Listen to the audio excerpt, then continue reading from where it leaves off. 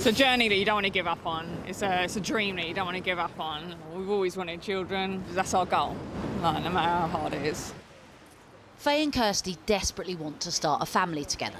But like thousands of LGBT couples and single women, fertility treatment isn't freely available on the NHS in most parts of the UK.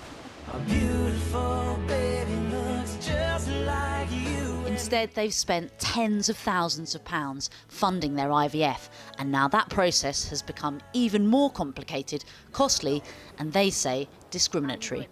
So far, we've spent £22,000 on nothing but heartbreak. How hard has it been for you going through this whole process?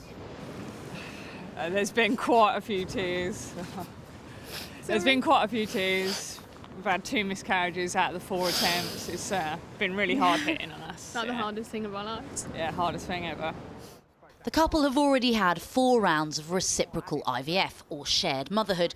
The process involves Faye, the biological mother. Her ovaries are then stimulated to produce eggs, removed and fertilised with a donor's sperm. This is our time-lapse incubator, so this is actually over the course of several days, seeing the embryo dividing. The embryo is then implanted into Kirsty, the birth mother. But this year, that process became even more complicated and expensive. In September, the fertility regulator wrote to UK clinics, telling them women donating their eggs to their female partners must be medically screened in line with the law. It means a significant extra cost for same-sex couples. I must admit, as soon as we got told that we had to pay the extra funds to do something that we had already done 4 times, I broke down crying. Even the fertility regulator themselves admits the rules are unfair on LGBT couples. This law is out of date and it is unfair for female same-sex couples.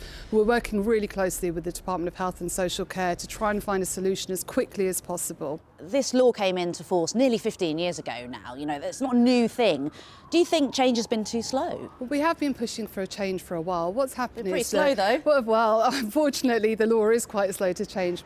So we contacted the Department of Health and Social Care for comment, who said we want everyone to have fair access to treatment and are working with the regulator to urgently resolve the issue.